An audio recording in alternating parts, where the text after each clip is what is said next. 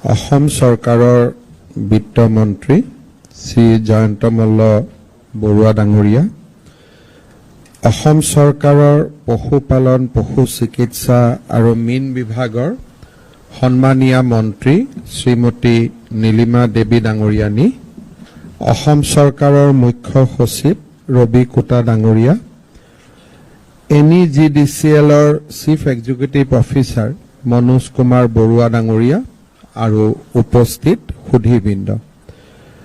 অসমৰ শক্তিখণ্ডৰ উত্তৰণৰ যাত্ৰাত আজি এক উল্লেখযোগ্য দিন। আজি এই আভাসীয় কাৰ্যসূচীৰ জৰিয়তে আমি অসমবাসীৰ সেৱাত শক্তিখণ্ডৰ এলানি যুগান্তৰকাৰী আৰু পৰিৱৰ্তনকামী আন্তঃগাঁথনি প্ৰকল্প উৎসৰ্গিত কৰিবলৈ ইয়াত সমবেত হৈছোঁ। আজি আমাৰ বাবে অতি আনন্দৰ দিন যে মঙলদৈ চহৰত পাইপযুক্ত প্ৰাকৃতিক গেছ অৰ্থাৎ PNG নেটৱৰ্কৰ আজি আমি শুভ আৰম্ভণি কৰিছোঁ। তেজপুৰৰ পতঞ্জলি আয়ুৰ্বেদিকত LPG গেছৰ ব্যৱহাৰ আছিলে। আজিৰে পৰা আমি তাত PNG বা পাইপ নেচাৰেল গেছ দিয়াৰ কাম আৰম্ভ কৰিম। আনহাতে CNG যোগানৰ যি আমাৰ উদ্দেশ্য তাক আজি আমি তেজপুৰলৈ লৈ যাম। তেজপুৰৰ উহনি পথাৰত CNG মাডাৰ ষ্টেচন আৰু গৰৈমাৰীত CNGৰ দুটাৰ বুষ্টাৰ ষ্টেচনৰো আজি উদ্বোধন কৰা হৈছে। অসম গেছ কোম্পানী আৰু অইল ইণ্ডিয়া লিমিটেডৰ যুটীয়া উদ্যোগত গঠিত North East gas distribution company লিমিটেডক মই ব্ৰহ্মপুত্ৰৰ উত্তৰ পাৰত নগৰীয়া গেছ বিতৰণৰ আন্তঃগাঁথনি ক্ৰমাগতভাৱে প্ৰসাৰ কৰাৰ বাবে ধন্যবাদ আৰু কৃতজ্ঞতা জনাম। আজিৰ দিনটো আৰু এটা কাৰণে বিশেষভাৱে গুৰুত্বপূৰ্ণ। আমি সকলোৱে জানো যে আমেৰিকা আৰু ইৰাণৰ যুদ্ধৰ ফলত আমাৰ সমগ্ৰ বিশ্বতে আজি শক্তিখণ্ড এটা সংকটৰ মাজেৰে আগবাঢ়িছে।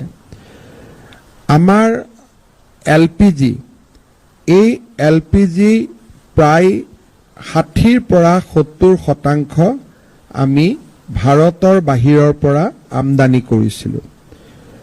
যেতিয়া এই সংকট আৰম্ভ হ'ল, প্ৰধানমন্ত্ৰী মোদী ডাঙৰীয়াই সংকট দূৰীকৰণৰ বাবে আমাক দুটা পৰামৰ্শ দিছিল।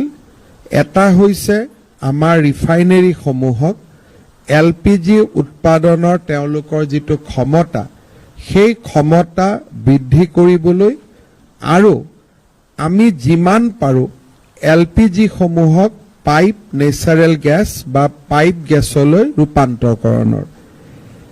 এই ক্ষেত্ৰত আমাৰ বাবে অতি আনন্দৰ কথা যে এতিয়া হয়তো দুই এদিনতে এই সংকটৰ সামৰণি পৰিব, কিন্তু এই সংকটৰ সময়ছোৱাত আমাৰ ৰিফাইনেৰীসমূহে ঘৰুৱা LPG উৎপাদন যিটো ক্ষমতা তাক বহুগুণে ব্যৱহাৰ কৰে আৰু তাৰ ফলত আজি আমি ভাৰতৰ বাবে প্ৰয়োজনীয় LPGৰ প্ৰায় 60ৰ পৰা 65% আমাৰ ৰিফাইনেৰীবিলাকত আমি উৎপাদন কৰিব পাৰিছোঁ।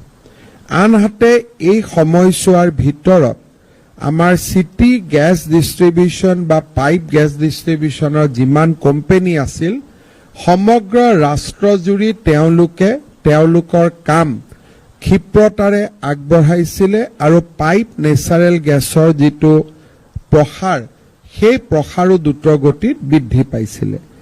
আজি আমি আমাৰ সন্মুখত এটা উদাহৰণ আছে যে পতঞ্জলি আমাৰ যি আয়ুৰ্বেদিক প্ৰডাক্ট তেওঁলোকে অসমত নিৰ্মাণ কৰে, তেওঁলোকে প্ৰতিদিনে এক বিশাল গেছ তেওঁলোকে ব্যৱহাৰ কৰিছিল। ইতিমধ্যে আমাৰ CEO ডাঙৰীয়াই উল্লেখ কৰিছে যে 9000 তেওঁলোকে ঘৰুৱা LPG গেছ তেওঁলোকক প্ৰয়োজনীয় আছিলে। এতিয়া আমি PNG কানেকশ্যন তাত লৈ যোৱাৰ লগে লগে এই LPG ব্যৱহাৰৰ যিটো প্ৰয়োজনীয়তা সেই হ্ৰাস পাব আৰু পাইপ নেচাৰেল গেছৰ যিটো প্ৰসাৰ সি শক্তিশালী ৰূপত আগবাঢ়িব। সমান্তৰালভাৱে তেজপুৰ চহৰতো প্ৰায় 1400 পৰিয়ালক PNG কানেকশ্যন দিয়া হৈছে আৰু মঙলদৈ চহৰতো প্ৰায় 100টা পৰিয়ালক PNG কানেকশ্যন ইতিমধ্যে দিয়া হৈছে। মঙলদৈত ইতিমধ্যে বৰুৱা ডাঙৰীয়াই উল্লেখ কৰিছে যে আমাৰ অনুপম ডেকাৰ ডাঙৰ উদ্যোগ আছে। এনেকুৱা আটাইবোৰ উদ্যোগলৈকে যদি আমি LPG জাগাত PNG দিব পাৰো তেতিয়াহলে আমি LPGক সেভ কৰিব পাৰিম। এতিয়া মানুহৰ এটা ধাৰণা হ'ব যে 2 এদিনতে হয়তো আমেৰিকা আৰু ইৰাণৰ যুদ্ধ শেষ হ'ব, গতিকে এতিয়া আমি LPG সঞ্চয় কৰাৰ প্ৰয়োজনীয়তা আছে নেকি? আমি সকলো এটা কথা বুজিব লাগিব যে আমাৰ ৰাষ্ট্ৰৰ এতিয়াও 40ৰ পৰা 50% LPG ভাৰতৰ বাহিৰৰ পৰা আমদানি কৰে আৰু প্ৰতিটো আমদানিৰ লগত বৈদেশিক মুদ্ৰা জড়িত হৈ থাকে আৰু যিমানে আমি দেশৰ বৈদেশিক মুদ্ৰা খৰচ কৰিম সিমানে টকাৰ মূল্য হ্ৰাস পায় আৰু দেশে প্ৰয়োজনীয় যি ৰপ্তানি কৰাৰ আৰু বিভিন্ন সামগ্ৰী আমদানি কৰিব লাগে তাক প্ৰায়ৰিটি কৰি আটাইতকৈ প্ৰয়োজনীয় সামগ্ৰী আমদানি কৰাত বৈদেশিক মুদ্ৰা ব্যৱহাৰ কৰে আৰু সেই কাৰণে বহু পৰিমাণে উদ্যোগ বা আন মেনুফেকচাৰিং ইণ্ডাষ্ট্ৰীয়ে যেতিয়া কিবা বস্তু ৰপ্তানি আমদানি কৰিব খোজে তেওঁলোকে সহজে বৈদেশিক মুদ্ৰা পোৱাৰ পৰা তেওঁলোক বঞ্চিত হয়।